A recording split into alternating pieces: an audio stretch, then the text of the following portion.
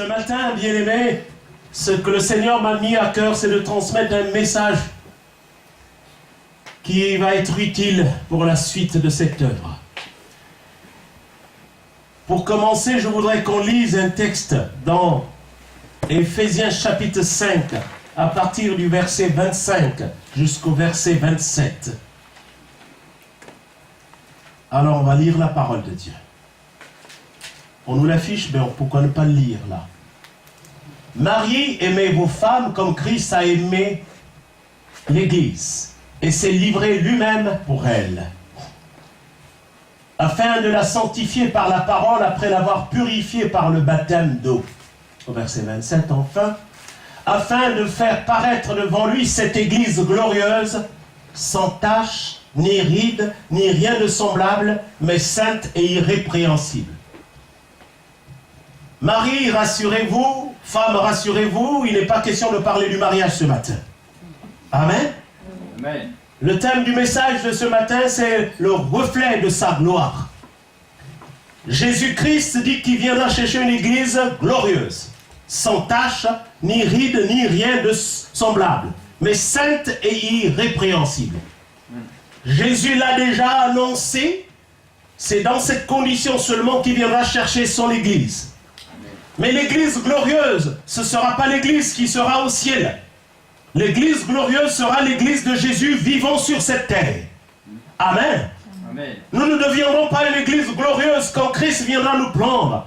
Il trouvera une église déjà prête à régner avec lui d'éternité en éternité. Il cherche une église glorieuse, bien-aimée, une église puissante, une église où son nom est élevé, une église qui suscite le respect, une église qui suscite la crainte de Dieu. Lorsqu'un homme qui ne connaît pas Jésus rentre dans notre église, il doit se dire, ce lieu est certainement redoutable. Amen. Alléluia. Amen. L'église glorieuse que Jésus viendra chercher est composée d'hommes et de femmes, de vous et moi, de tous ceux qui sont sur cette terre en train de servir Jésus. Cette église glorieuse, elle ne deviendra pas parce que Jésus viendra la chercher, mais elle le sera avant que Jésus ne vienne la chercher. Il faut qu'elle soit déjà couronnée de gloire, que l'on voit la gloire de Dieu dans son église. C'est maintenant l'église glorieuse. Ce n'est pas dans 1000 ans, c'est maintenant qu'elle doit être glorieuse. Amen. Alléluia. Amen. Pour qu'elle soit glorieuse, il faut qu'elle glorifie le nom de Jésus-Christ.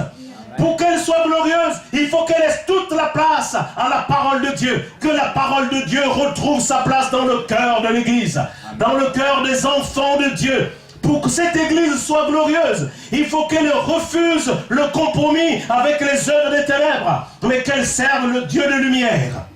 Qu'elle se sente libre, qu'elle s'affirme, qu'elle n'ait pas honte. Une église glorieuse n'a pas honte de parler de Jésus-Christ. Une église glorieuse n'a pas honte d'annoncer l'évangile du royaume de Dieu. Amen. Une église glorieuse ne se cache pas dans des cavernes. Alléluia. Amen. Elle se met au carrefour et dit, répentez-vous, le royaume de Dieu s'est approché. Amen. Voici l'église glorieuse. Elle n'a honte de rien. Jésus-Christ nous a avertis. Il dit, moi, ma condition, c'est que vous soyez dans la gloire et je viens vous chercher. Amen. Recherchons à rentrer dans ce statut d'église glorieuse. Nous devons refuser tout ce qui est contraire à cette condition. Moi, je veux appartenir à cette église glorieuse. Amen. À cette église invisible, vivant dans la gloire de Dieu, bien qu'ayant les pieds sur terre. Amen. Amen. Nous ne sommes pas de ce monde, mais nous y sommes pour que la gloire de Dieu soit maintenue. C'est grâce à la présence de l'église glorieuse que le monde est encore gardé aujourd'hui. Ce monde qui court à sa perte est maintenu parce que l'église glorieuse est encore là, est encore sur terre. Il y a une chose qu'il faut chercher, c'est faire partie de cette église glorieuse-là. Amen. Faire partie de cette église glorieuse. Alléluia. Amen. Il faut faire partie de cette église glorieuse pour prétendre être enlevé. Il dit, je vais aller chercher une église glorieuse. Il a tout fait, il a sanctifié. C'est le rôle du Saint-Esprit. Amen. Amen. Son sang a été déjà versé, oui ou non? Oui. Nous sommes justifiés par son sang. pour que cette église glorieuse le devienne, Jésus a payé de son propre sang. Ce n'est pas dans 1000 ans que l'église sera glorieuse, c'est maintenant. Le sacrifice de Jésus a déjà eu lieu. Jésus a déjà payé le prix. L'église glorieuse, c'est maintenant. C'est pas le jour de l'enlèvement qu'on va se préparer. C'est maintenant que nous devons nous préparer à l'enlèvement de l'église. Il cherche une église glorieuse. Bien-aimé, le reflet de la gloire de Dieu doit se voir dans la maison de Dieu. Amen. Les enfants de Dieu doivent être le reflet de la gloire de Dieu là où ils vivent. C'est notre mission. Nous devons susciter de l'admiration. Alléluia. Et que l'on dise, cette personne a quelque chose de spécial. L'église glorieuse, c'est notre vie qui rayonne dans cet endroit où nous habitons. Dans cet endroit où nous travaillons, nous devons rayonner de gloire, de puissance et d'autorité. Il ne nous a pas donné un esprit de timidité, mais un esprit de force, un esprit de puissance. Où est donc l'église glorieuse? J'aimerais vous dire, il y en a qui travaillent pour que cette église glorieuse ne soit pas visible. Il y en a qui travaillent pour que cette église glorieuse ne puisse pas se positionner. Il y en a qui prennent même la Bible pour empêcher que l'église soit glorieuse. En nous faisant subir des rites religieux qui n'ont rien à voir avec ce que Dieu attend de son église. Amen. Amen. Beaucoup préfèrent l'esclavage de la religion. Moi, à la place de l'esclavage de la religion, je choisis d'être dans cette église glorieuse. Où Jésus est la tête. Alléluia. Amen. Et, bien-aimé, le corps de Christ ne va pas se constituer quand Jésus viendra enlever l'église. Le corps de Christ est déjà en place. C'est à chacun de se positionner comme membre du corps de Christ. Lui-même étant la tête. C'est maintenant. Maintenant, bien-aimé. Maintenant, une messe de requiem ne fera pas de toi un enfant de Dieu. C'est maintenant qu'il faut que tu sois enfant de Dieu. Membre du corps. Le corps de Christ. Alléluia. Amen. Et il donne des ordres. Et vous voyez, je lève les mains parce que ma tête est en train de donner les ordres. Je bouge mes pieds parce que ma tête est en train de donner les ordres. Si tu es connecté à ce corps-là, tu reçois les ordres de la tête qu'est Christ. Amen. Il nous manque ces ordres-là. Et on se retrouve des électrons libres. On ne sait plus qu'est-ce qu'il convient de faire. Connecte-toi au corps. Rentre dans cette église glorieuse qui a refusé le péché, qui a refusé le compromis avec les puissances des ténèbres pour servir à la gloire de Dieu. Nous sommes le reflet de la gloire de Dieu.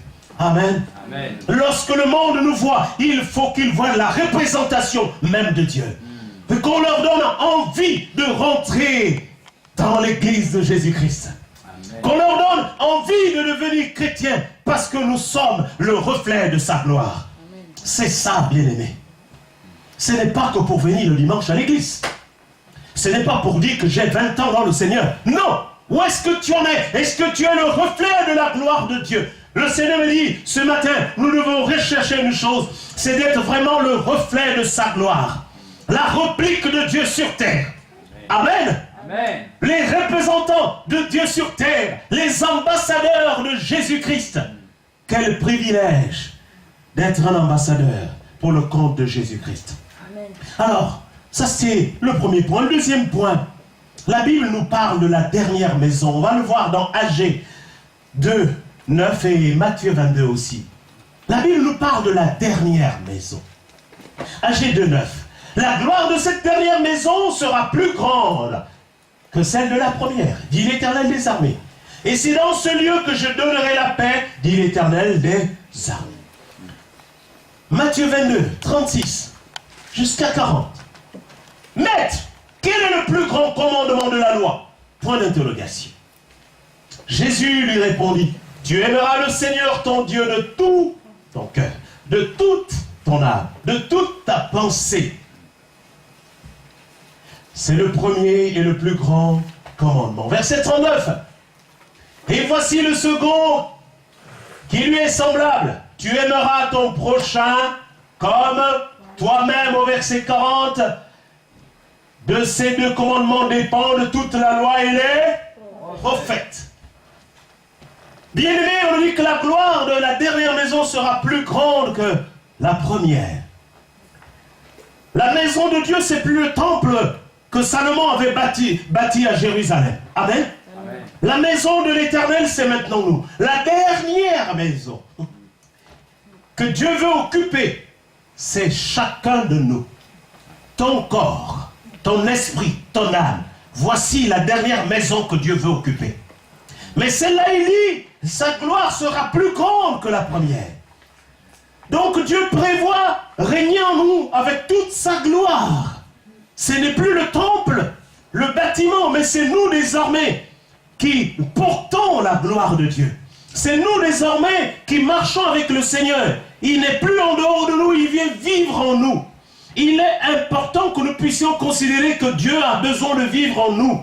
Et parce que cette dernière maison de l'Éternel a une gloire plus grande que les temples qui étaient bâtis en son honneur à l'époque. Aujourd'hui, la gloire de Dieu doit habiter ta propre vie. Amen.